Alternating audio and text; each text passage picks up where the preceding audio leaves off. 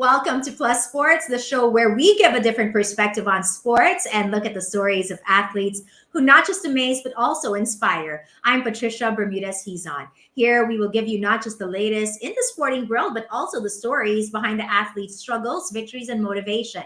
So let's go beyond the stats and celebrate great athletic feats together. It's been more than a week since the Tokyo Olympics started, and there have been a lot of inspiring stories from athletes all over the world, including our own, of course. So here now is our take on Tokyo.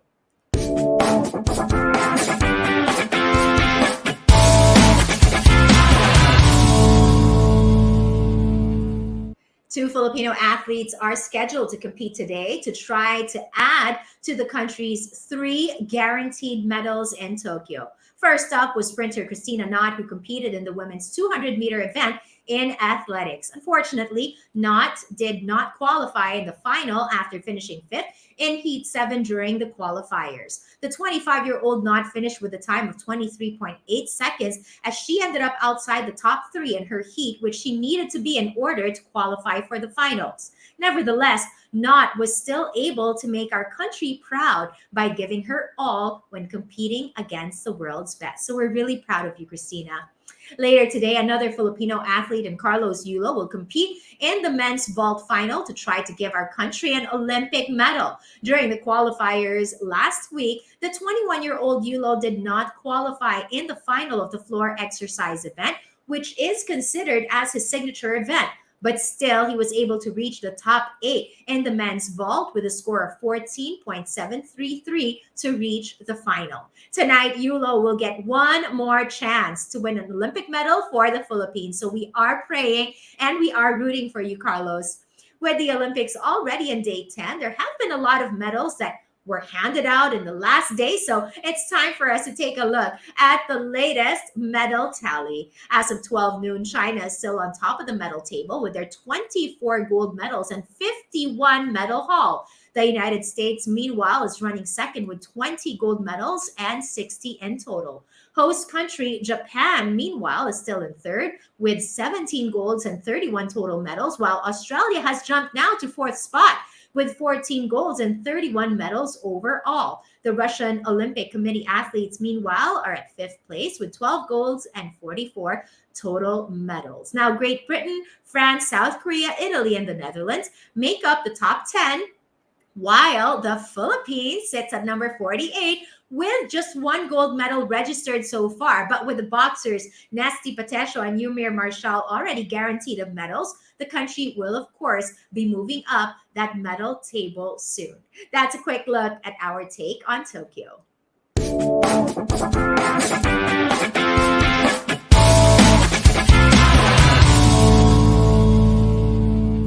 The beauty of the Olympics is that it introduces lesser-known sports into a larger global audience. One of these sports is rugby sevens, a variation of rugby which is popular in several countries and has also picked up in popularity here in the Philippines. Since making its debut as an Olympic sport in the 2016 Rio Olympics, one country has won the gold medal in men's rugby sevens, and that's the island of Fiji. Now, Fiji is an island nation in the Pacific with a population of just above 900,000 people. They sent 30 athletes to the Tokyo Olympics and they already won the gold, which is via the rugby 7 men's team. They did it by facing some of the best teams in the world, and they never forgot to thank God in every step of the way. And that's why I want to talk to you about these guys. We talk about the Fiji men's rugby 7s team here on Athlete's Feet.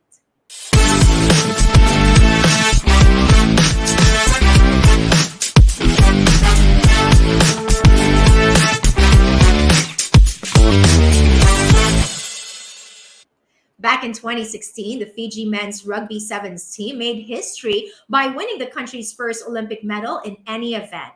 But the team wasn't done repeating that feat 5 years ago, later in Tokyo, and even defeating powerhouse New Zealand in the gold medal match 27-12 to win their second gold medal at the event. In two Olympics, their team has gone 12-0 in competition and has established themselves as the country to beat in this discipline. Of course, the people back home couldn't be happier as Fiji is a country really in love with the sport of rugby. But more importantly, the team gives credit where credit is due.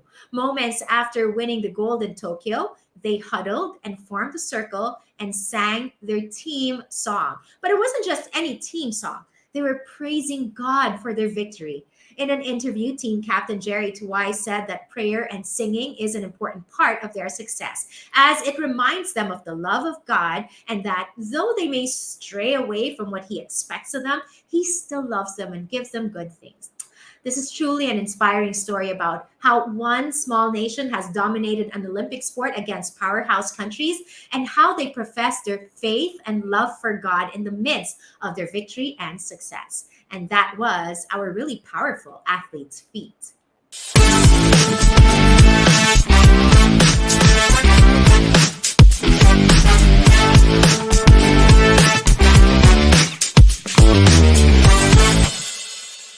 The Olympics always presents athletes with the opportunity to achieve greatness in their sport.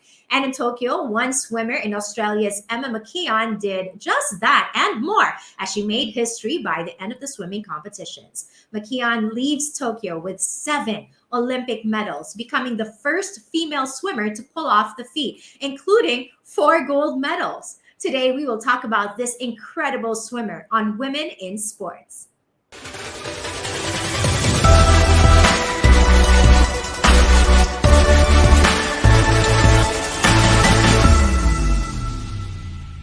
Australia has had great swimmers in the past, such as Ian Thorpe, but Emma McKeon is making waves and inspiring a new generation of female swimmers with her accomplishments in Tokyo.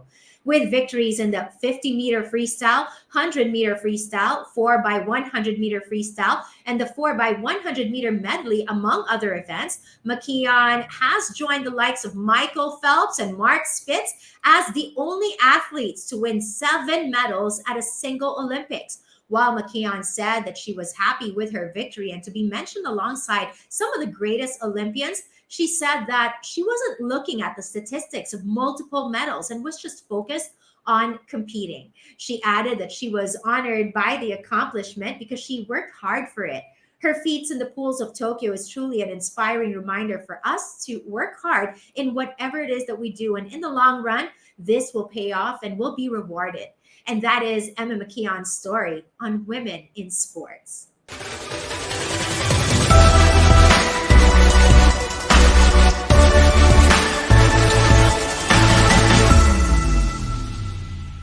Let's head on over now to men's basketball because there are a lot of hoops action happening right now. The quarterfinals in the Olympics men's basketball are all set, while the PBA Philippine Cup has just ended another week of action, and Gilas Pilipinas, meanwhile, just wrapped up a pocket tournament.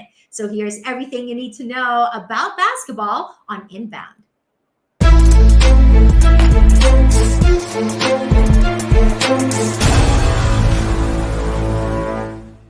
First, the final group stage games of the Olympic men's basketball tournament were played yesterday with Slovenia and Argentina picking up big victories. In the first game in Group C, Argentina secured the last quarterfinal spot with a 97-77 victory over host Japan.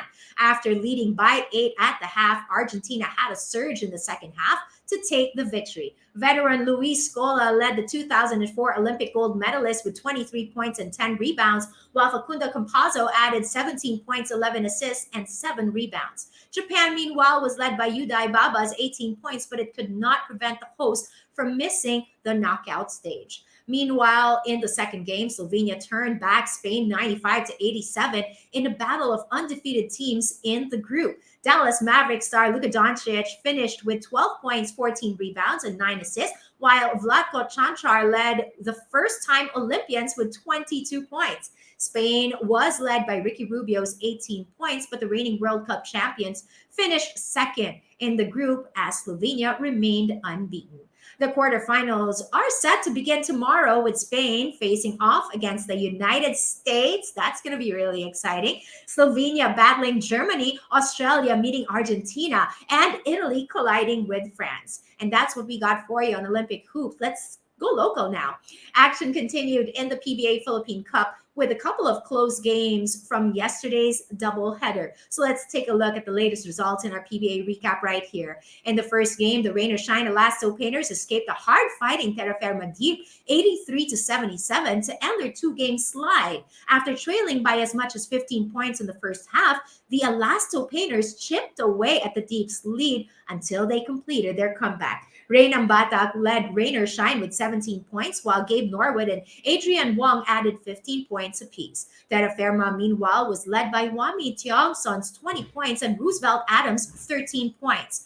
With the win, the Painters moved up 4-2, while the Deep remains winless in 4 games. In the second game, the TNT Tropang Giga remained undefeated with an 84-80 comeback victory against the Phoenix Super LPG Fuel Masters. The Tropang Giga trailed by as much as 16 points early on until they rallied to win their third straight game.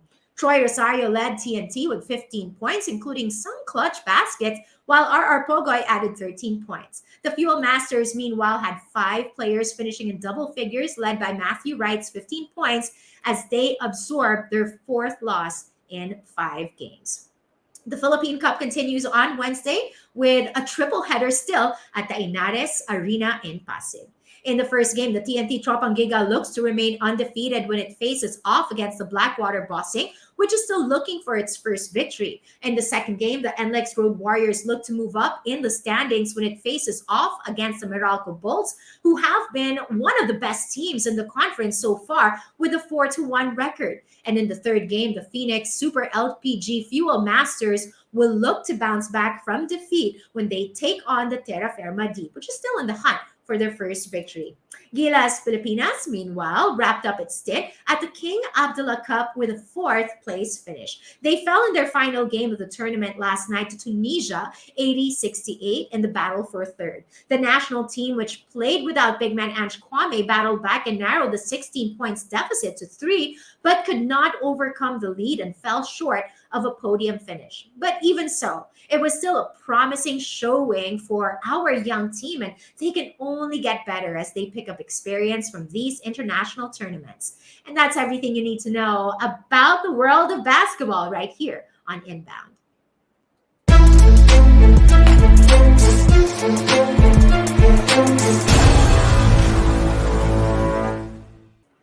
Going back, it's day 10 of the Tokyo Olympics, and there are still Filipino athletes competing in their respective sports and showcasing their talents. Most of our athletes have already competed at the Games, and even though not all of them reached the next stage or qualified for the next level of their events, their performances still prove that they belong on the Olympic stage, facing off against the best of the best in their events. So to all of our 19 athletes who still competing or have competed already, we are so proud of you. And we wanted to introduce you to someone who we are also equally proud of. She actually is the first Filipina to be on that 3x3 stage, not as a competitor, but the announcer for Olympics 3x3. And that's why I bring into you and I introduce you, Mara Aquino. Hey, Mara. I'm so glad that you get to join us here because we are extremely proud of you and we'd love to know more about your experiences there. Tell us first, for those who don't know and didn't catch this, what your role was in Olympic 3x3. Hi, Miss Pat. So first of all, thank you for inviting me here. My role for 3x3, I was the announcer, supposed to be MC, but days before the Olympics, they announced no spectators allowed other than the family, the sponsors, the VIPs. They switched the roles and they made me into the announcer. So that means I'm the barker announcing all the players coming in. I'm that big voice that you hear reminding people what to do and basically doing also play-by-play, describing the game, reminding everybody what they should be expecting and what they should be doing. So basically the voice of 3x3 for the entire Olympic Games. Nice to hear you and a female Filipina voice at the game. So you told us about what you did, but how was that experience? First, talk to us how it was going there with all the protocols and all the things that you had to hurdle just to be able to enter the venue and be in that bubble. Oh, it was very strict. They were very, very, very strict. Coming before, from the Philippines to Tokyo, we needed to have 2 RT-PCRs. Right before we left the airport in Tokyo. We had to do another RT-PCRs, and it was like a 2.5 hour protocol right before we had to come out. When we went to the hotel, we couldn't go anywhere except for the hotel to the venue. And going to the venue, it was so strict. I felt like I was in the movie. It felt like it was Area 51. That's what it felt like. Like literally there were like soldiers right outside, and then you have to take a picture, you have to put your ID there. I felt like I was in a sci-fi movie, but it was to ensure everything was safe. Everyone was in the little box, and you cannot go to certain areas unless your ID says so. So, and I couldn't also go to the athletes village. We could only be where we were. And every 3 days we'd have to do an RT-PCR. It was very, very strict. And going in there, I walked in the stadium for the very first time, and it was like, wow, oh my God, this is amazing. It could fit thousands of people, but then no spectators allowed. So in a sense, because of COVID, we couldn't have everybody, but it was such an intimate experience. So it was one of those experiences that only the people that were there will get to witness the very first history in the making, very first 3x3 in the Olympic Games. So it was something very special for all of us.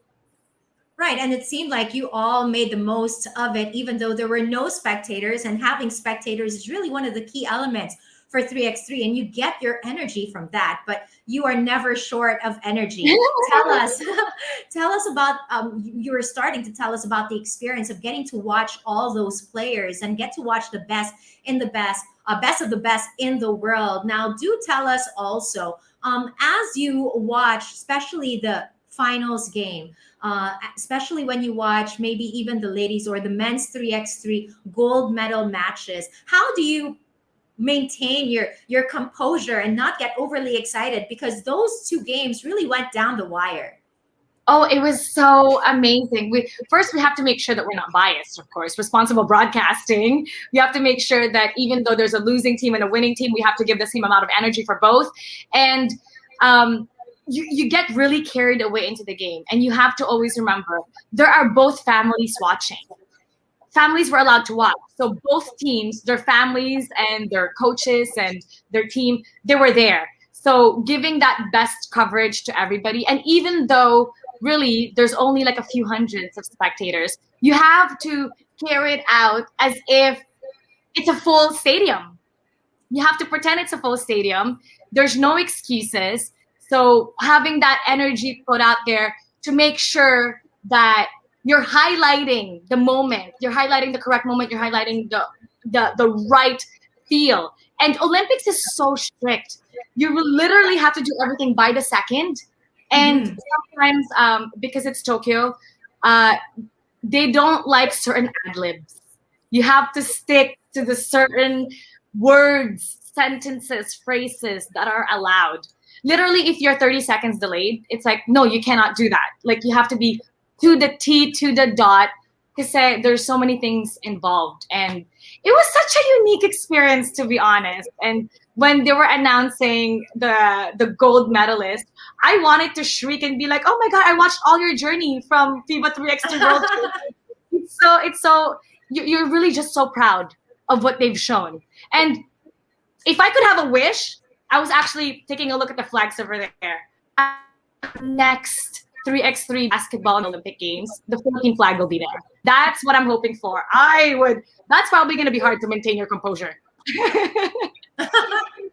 And it is absolutely possible. But what's possible is that you get to inspire so many, not just women, but Filipino broadcasters out there. What is that one major lesson that you have taken away from this? And share with us maybe an inspiring tidbit of what you can actually leave with our Plus Network viewers.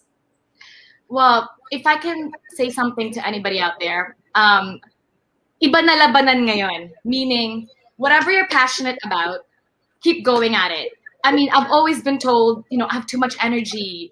But who would have thought that I could perform in the Olympics with a microphone? That my passion in hosting and talking, being an MC, would take me to the next level.